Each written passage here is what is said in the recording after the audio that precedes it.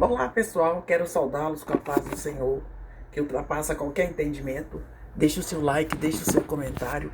Vamos estar aí juntinhos mais uma vez para lermos ou para comentarmos a respeito do capítulo do Salmo 22. Eu sou Patrícia Regina Flor de Maio, Palavra e Fé. Tá? Também sou evangelista Patrícia. Deixe o seu like, deixe o seu comentário e vamos entrar aí no Salmo 22. Tem Bíblia que fala Salmos, tem Bíblia que fala Salmo. Aqui nessa que eu vou comentar, tá, é Bíblia de estudo, tá falando Salmo.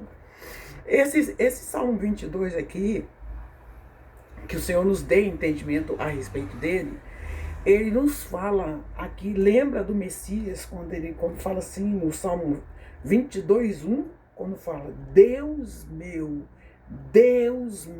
Eloi, Eloi.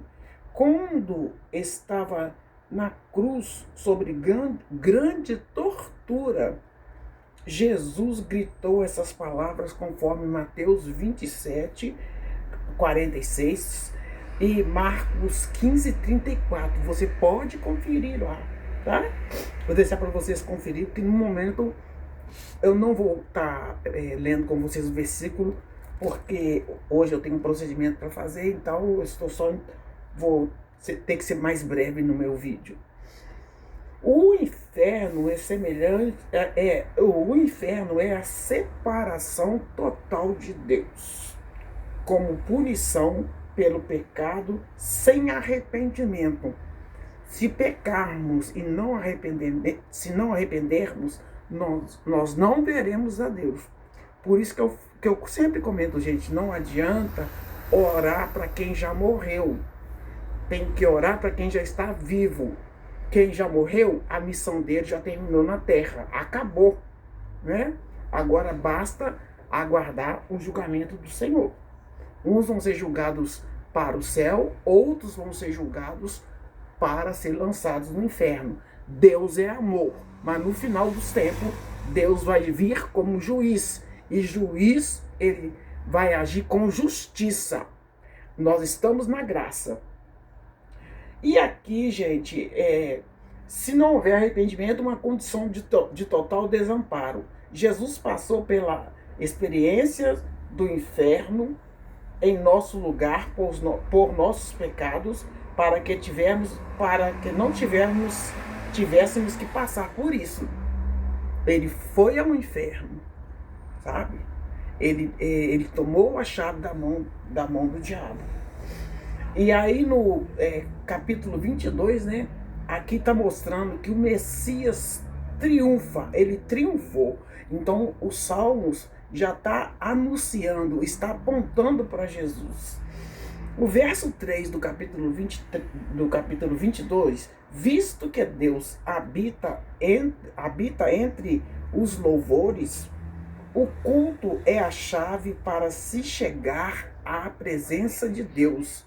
Deus habita no meio dos louvores e traz respostas aos adoradores reais do seu reino majestoso. Suas magníficas respostas, por meio do Espírito Santo, pode tomar muitas formas, como profecias, cura, milagres, fortalecimento do coração, chamado ao silêncio e admiração reverentes, convicção,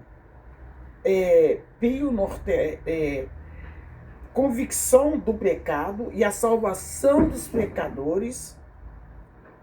Esse versículo deveria ser o princípio norteador de todos os momentos do culto público e particular. Esse versículo 3 aí. Vamos olhar outro versículo aqui do capítulo 22. Deixe o seu like, deixe o seu comentário. Aqui no 22:8, a zombaria da multidão escarnecedora, a cruz sugerindo que Deus livrasse Jesus, estão escritas, né, em Mateus 27, do 40 até o 43. Porque quando Jesus estava na cruz, eles estavam zombando de Jesus. Mas era necessário que tudo acontecesse por mim, por você e por nós. Mas para que o efeito da cruz, que a graça seja efetuada em nós, precisa haver arrependimento dos nossos pecados e não podemos voltar à prática do pecado. E aqui, gente, quando fala assim, no verso no capítulo 22, do verso 12 até o 13, fala, Bazã tá falando de Bazã, né? Bazã é uma região de plantação de cereais a leste do mar da Galileia ou lago do Tiberíades. É chamado de mar, mas não é mar, né, gente? É um lago bem grande, bem enorme. É ideal para a criação de gados. Os touros causam medo ao investir contra uma vítima, assim como também causa medo o leão faminto que despedaça a sua presa. Então tá falando aqui, né?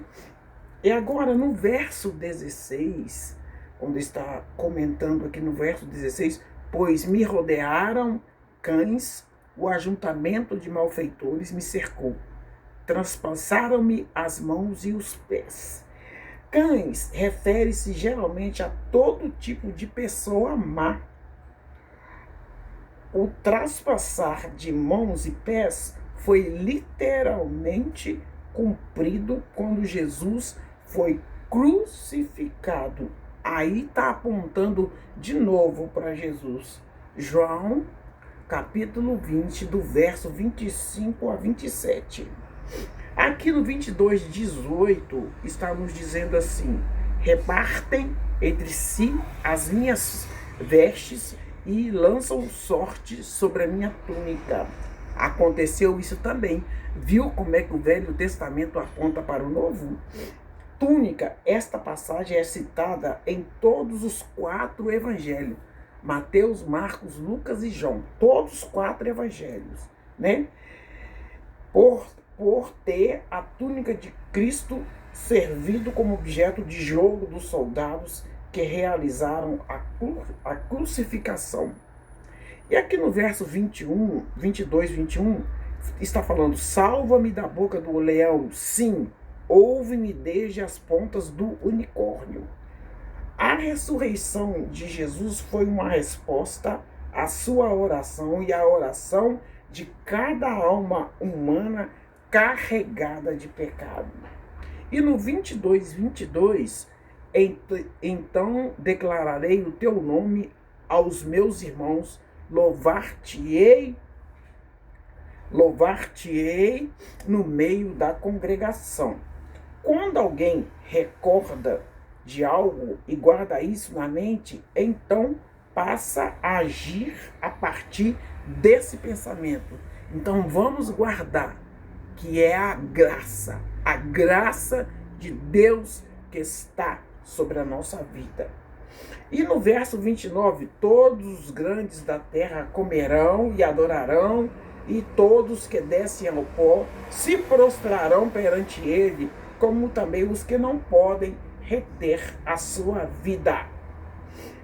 Estes versículos é refletido em Filipenses 2, do 9 ao 11, é uma carta, né, que é escrito ao povo que morava em Filipe, em que diz que todos se prostrarão perante o Senhor do universo.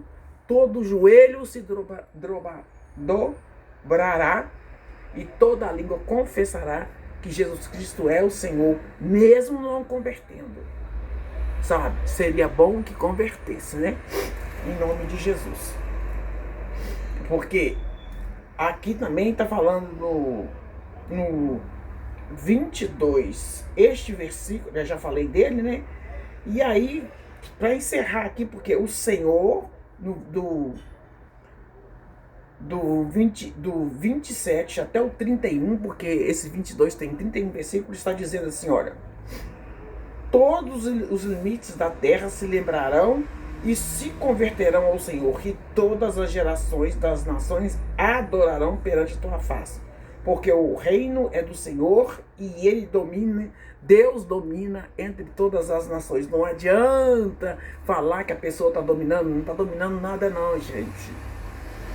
Quem domina é Deus. E Deus vai dando linha, Deus vai dando corda. Porque nós estamos no tempo da graça. Quando a porta da graça fechar, Deus vai agir como juiz. Tá? Todos os grandes da terra comerão e adorarão, e todos que descem ao pó se prostrarão perante ele, como também os que não podem reter a vida. Ninguém pode reter a vida. Uma semente o servirá e falará do Senhor de geração em geração. Chegarão e anunciarão a sua justiça ao povo que nascer, porquanto ele o fez. Este é o Salmo 22 que anuncia claramente essa semente que nasceu, que foi gerado pelo Espírito Santo no ventre de Maria, né? Uma virgem, ela foi um canal de bênção, porque o Espírito Santo gerou no ventre de Maria a semente que veio ao mundo, que já existia desde a fundação do mundo. Entrega o seu caminho ao Senhor e confia nele. Deixe o seu like e o seu comentário. Esse é o Salmo 22. Leia o Salmo 22, tá? Em nome de Jesus.